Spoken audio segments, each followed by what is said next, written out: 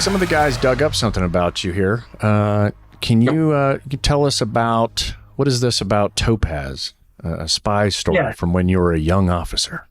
So I was a young counterintelligence agent in Belgium in the early 90s. And peace was breaking out in quotes, right? The wall came down.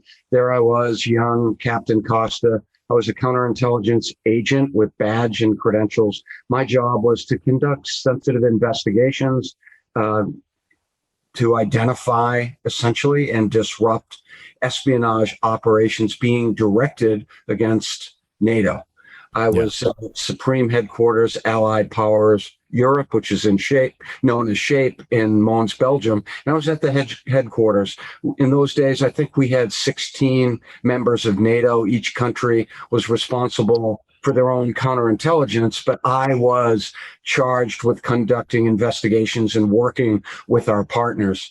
And at the time, it was fascinating that there was a media disclosure. There were leaks and disclosures. The media kept reporting on codename Topaz. By the way, the Topaz was selected because it was a Hitchcock movie that was about a spy in Cuba during the Cuban Missile Crisis. So it was an ode to a Hitchcock spy thriller. So the media kept talking about the penetration of NATO, and the nickname they came up with was Topaz. So we, counterintelligence folks, we knew there was a penetration of NATO. There was a spy there, and we were hunting for that spy. And so wasn't NATO headquarters. So wasn't the intelligence services of multiple countries, Germany, Belgium in particular, and the FBI and the French, candidly. And over time, I would create obviously lots of paperwork on investigations, and we would have to share that paperwork, sensitive paper, with the NATO Office of Security. And the woman who I dealt with in that office was a secretary, and it turned out that she was married to Topaz, and Topaz was uncovered as a spy, recruited by the East Germans, as I recall. He penetrated NATO. He existed there for many years until he was uncovered and arrested. And I had an excellent vantage point to see, treachery firsthand. First of all, Christiane Rupp, who was married to this individual that we call Topaz, her husband, the spy, I could deal with her on a day-to-day basis, and then later realized that there was a level of betrayal there, not to mention her husband was a serious spy. It was very, very good learning for me as a young counterintelligence officer. Of course, there's a lot more detail that I can't talk about here, the leads that we followed. I did notice that my Belgian counterparts started speaking, instead of French, they started speaking German. And it was because they were dealing with the West German intelligence services, right? Yeah.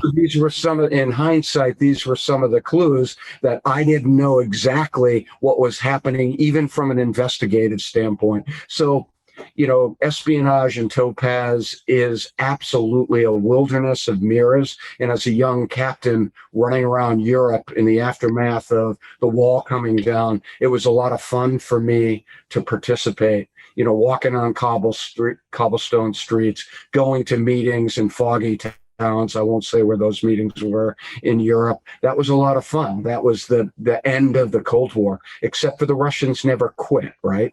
They continue to conduct operations, as we've learned. Yeah. Yep. They are not to be trusted for sure. I like that. A wilderness of mirrors. Right. Yeah. Espionage. I wish I could take credit for that, like everything, Clint, comes from something that I read. There's an excellent book that talked about the wilderness of mirrors, and it came from, for what it's worth, James Jesus Angleton, or Jesus Angleton, whatever you prefer, was a counterintelligence officer at CIA. And much of the world he lived in was this wilderness of mirrors, where every good asset run by the CIA, he saw a plant from the Soviet Union. So many people have referred to the era of Angleton as a time of wilderness of mirrors. More generically, that's the business that both of us have operated in. That's Now let's get into some fun stuff. So, being a career spy and having done what you've done for as long as you've done it, lessons learned that apply to the average person, right? So, we call it tradecraft. For those of you listening, tradecraft really is just a discreet way of getting business done. There's a lot of schools out there and training that both Chris and I have had, and there's a lot of cool stuff you see in Hollywood that exploits some of that. But if I were to, if I was walking down the street and I thought I had a stalker, Chris, what would you advise? Some cool tricks or tips that you think that might help to determine whether or not I've got a stalker or not? So I guess I would run a improvised surveillance detection route, which I've been trained to do. And I'm not talking about looking into windows and stopping and tying my shoe. I'm talking about maybe going into what we would call, an intrusion point, into a store. If the individual who's on the street follows me into a store that has multiple exits and entrances, like in a mall, if I could do that in an improvised way, and that individual follows me into that location and exits with me at one of those many exits, then that's more than a coincidence. And maybe I'm going to do something again to just determine that I am in fact being followed. But I would make mental note of it. And eventually I would get to the point where I want to break contact from that individual, because I don't know if there's somebody that's going to rob me. So I would use the skills that I've been trained to do to kind of break contact. As I said, going into a building with multiple exits and entrances, a multi-story building with lots of people, once confirming that this individual came to the location, then my adrenaline might start pumping just a little bit. Why is the individual following me? And then if nothing else, I've honed observation skills. What's the individual wearing? Does he look to be aggressive in any way, shape, or form? Does he have anything that can be used as a weapon in his hand? So I would basically be collecting information and doing some confirmation. So that's how I would approach that. Yeah, no, that's all great tips. And I think you're right. When you if you get into an environment, you feel like you've got somebody tailing you in some form or fashion. I used to tell people it's like increased density, will help increase the odds of losing that person, right? Without them knowing you lost them. Because sometimes, would you say giving up that that they're there, is that a good thing, or do you want to? You don't want them to know that you know. You're exactly right, Clinton. I was going to make that point. Two things. One, you want to conduct that surveillance detection, just like in the intelligence business, and this stuff you can find in many, many books talking about the principles of surveillance detection. You want to do so without aggravating whoever's following you. You don't want them to know you're doing a surveillance detection. And that's the art of what we don't talk about, intelligence officers, the very details of the tricks of the trade in painful detail, because that gives us a competitive advantage of doing a surveillance detection and applying that tradecraft in such a way that our adversaries don't think that we're doing a surveillance detection route. Because if they think you're doing a surveillance detection route, then the gig's up. Right. You know who they are. And the other thing, and this is hard for anybody to avoid, but try not to establish eye contact, because if that person is following you, you establish eye contact, then that can aggravate the individual. I've been a surveillant with FBI, and when somebody you're following establishes eye contact, you think they're screwing with you. Like, I know who you are, and that just makes you a little aggravated. And when you're the FBI and you're aggravated, then you can change the rules of the game a little bit. Similar, right? So can't somebody that's following you that might be a stalker, but then you look at them and you determine that they feel now threatened, and then how are they going to react? So it's best to conduct a surveillance detection without your adversary, in this case, or potential adversary, knowing that you're doing it. I want people to hear, like, what are some of the things they could see if they were to go visit the Spy Museum? What's some of the cool stuff they get to see?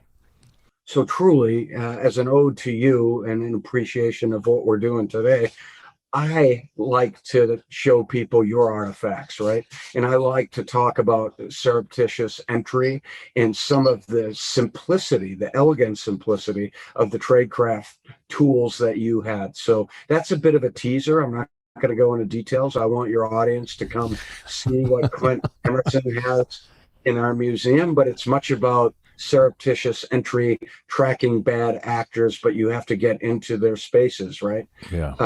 You have to, in some cases, employ disguise techniques and excellent and sound tradecraft. So I think those are some of the tools of espionage. We also have the tools, and we alluded to it by talking about, Russia's long history of covert action that includes assassination. So one of my favorite artifacts is from a mutual friend of ours, H. Keith Melton, who is the biggest collector of intelligence gadgetry and artifacts on the planet. And he donated 7,000 artifacts to the International Spy Museum. And one of my favorites is the ice axe that actually killed a dissident in 1940 by the name of Trotsky. The audience might remember that in 1940, he was Stalin's number one enemy. Stalin dispatched a team of intelligence officers to kill him, not once, but twice. And 2 times was a charm. Trotsky was killed with an ice axe, and we have that ice axe in the museum. It still has the blood on it, doesn't it?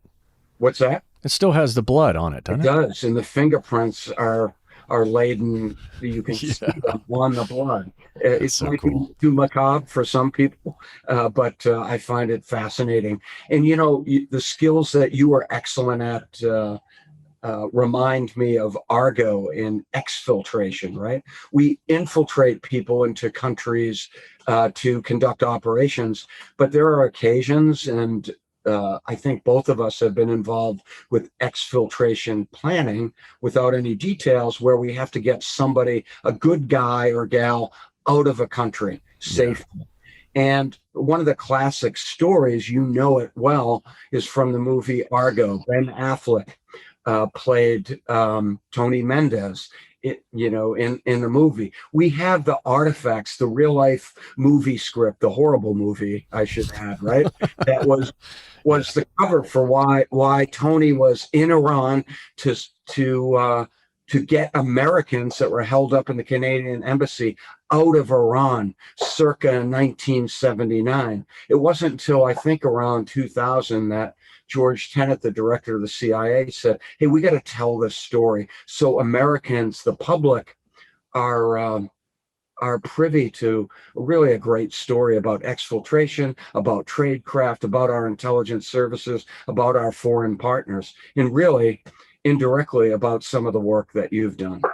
Yeah, it was, it was a great movie. And most people don't know Tony Mendez. He's a legend at the CIA, master of disguise. Heck, he was good at everything that related to like the more, the sexier side of tradecraft. He was good at, back then, fake passports. He stood up the whole shop that, built these types of things. And his book is incredible. It was it kind of led me. I read his book when it first came out. I don't remember where the hell I was, but I was so intrigued by him and his wife. And for those listening, Tony passed away a couple of years ago. But Jonna is still up and running, and she too is an expert in disguise and stuff. And I got to try and get her on the show. But yeah, that's man, good stuff at the Spy Museum. If you have the opportunity, go check it out. It's summertime. There's no reason you shouldn't. Just get up to DC. It's a great city to visit. I don't know about living there, but it's a great place. Every American should go to the Capitol and hang out for a week and definitely see the Spy Museum. You're listening to Can You Survive This Podcast? Thanks for tuning in. Please make sure to subscribe, rate, and share on the iHeartRadio app, Apple Podcasts, or wherever you get your favorite shows.